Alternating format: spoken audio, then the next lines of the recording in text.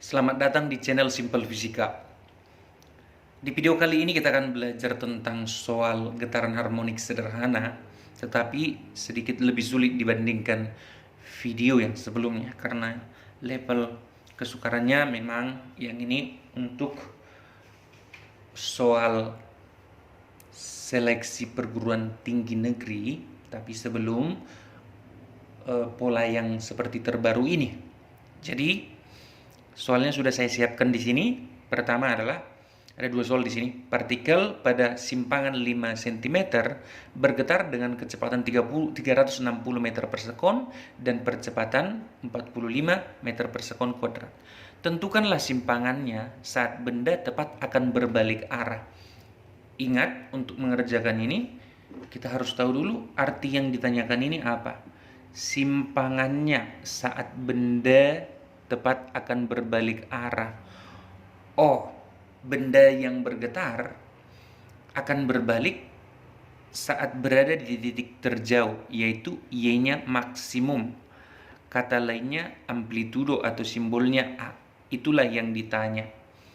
Maka dari data yang sudah dikasih tahu, di sini ada simpangan simbolnya Y, lalu ada di sini 360 meter per sekon, ini V, lalu ada 45 meter per sekon kuadrat, di sini adalah akselerasi. Maka dari situ bisa kita tuliskan dulu apa sajakah rumus mereka masing-masing.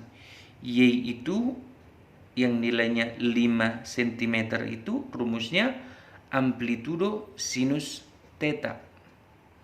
Lalu ada V yang nilainya 360 meter per sekon yang rumusnya omega kali A cos theta. Dan yang terakhir ada data akselerasi yang nilainya 45 meter per sekon kuadrat yang rumusnya minus omega kuadrat kali A sin theta. Nah, apa pengertian minus di sini? Minus yang ini, negatif yang ini bukan nilai. Itu menandakan bahwa arah akselerasi selalu melawan arah penyimpangan. Contoh maksudnya kalau bendanya menyimpang ke kanan titik setimbang, sebenarnya ada percepatan yang arahnya ke kiri yang melawan, sehingga nanti kecepatannya makin lama makin berkurang, sehingga pada titik terjauh habis kecepatannya dia akan balik lagi makin cepat, pas di tengah paling cepat, lalu ke kiri lagi makin lambat, di kiri di titik terjauh habis kecepatannya balik arah lagi dia, demikian seterusnya. Oke, kita sudah tahu arti masing-masing ini. Sekarang coba kita lihat di sini ada A sin theta yang artinya ini juga sama aja dengan Y, simpangan. Maka kita dari sini bisa hitung dulu omega kuadratnya. Omega kuadrat adalah akselerasi dibagi Y. Akselerasinya nilainya adalah 45 dibagi dengan Y-nya 5 kali 10 pangkat negatif 2 karena sentimeter dia. Maka hasilnya ini adalah 900. Maka omeganya dengan mudah kita temukan 30 radian per sekon. Nah, itu dia. Dapat omeganya. Maka kita hitung apa kira-kira dari V ini. Oh, A cos theta-nya bisa kita dapatkan. Di mana 360 meter per sekon sama dengan 30 kali A cos theta. Nah, maka A cos theta-nya senilai 12 sama dengan A cos theta. Nah, cos theta itu artinya depan per samping. Sampingnya sudah pasti amplitudo. Mari kita bikin di gambar supaya lebih jelas. Misalkan ada sebuah segitiga siku-siku di sini. Nah, ini segitiga siku-sikunya. Di sini ada theta namanya, di depan ini Y namanya yang nilainya tadi udah kita tahu 5 cm. Sementara di sini apa kira-kira? Mari kita cek di samping di miringnya ini pasti amplitudo. Mari kita cek. Cos theta sama dengan dari rumus yang ini.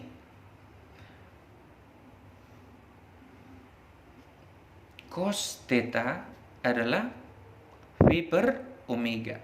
V per omega. V-nya berapa? V-nya 360, omeganya 30. Oh, yang 12 ini adalah, maka kita masukkanlah hasilnya di sini 12 V per omega, yang hasilnya 12. Hasilnya dalam satuan apa? Sentimeter.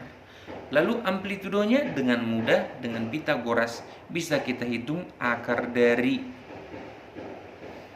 5 kuadrat tambah 12 kuadrat. Hasilnya adalah 13 cm. Inilah amplitudonya, 13 cm. Nah, untuk mengerjakan nomor 2 juga nanti, segitiga ajaib ini kita butuh.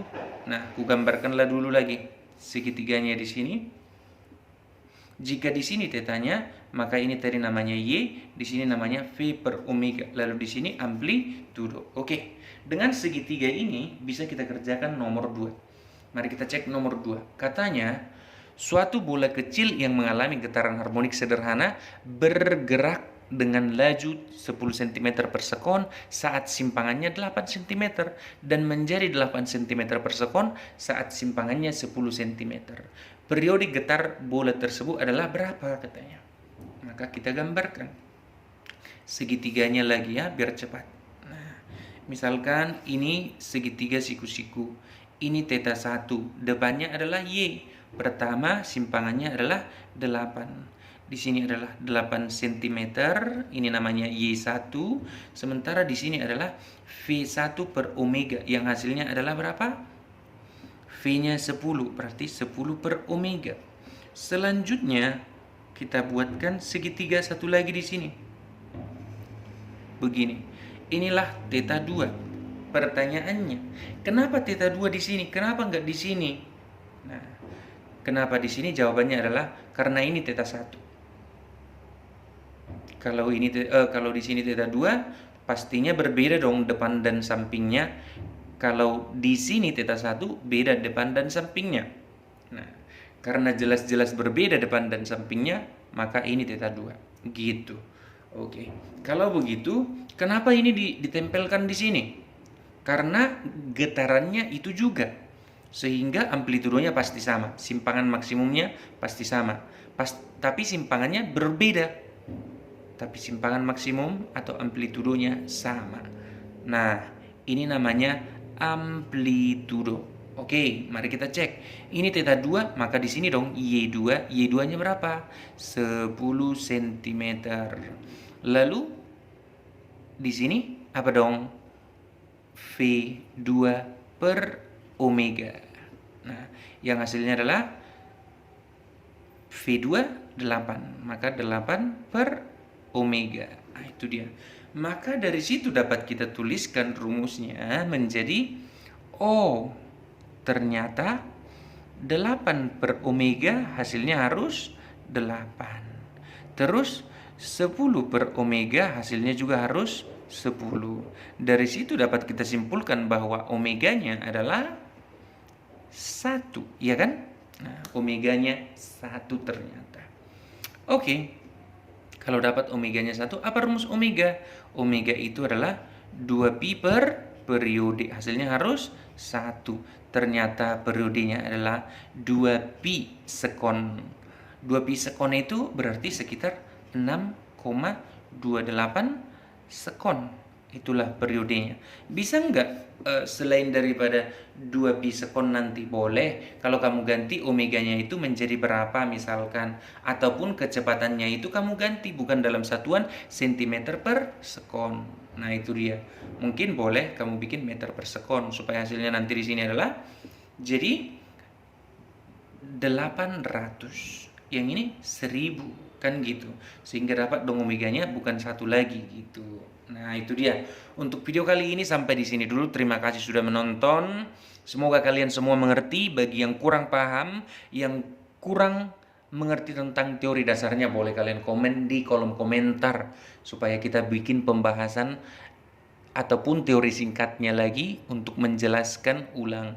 Mungkin suatu saat kita akan bikin video untuk tentang energi getaran supaya makin mahir. Jangan lupa kalian bagikan video ini ke teman-teman kalian supaya semakin banyak orang yang mendapatkan manfaat dari video ini. Terima kasih sudah menonton, sampai ketemu kembali di video selanjutnya.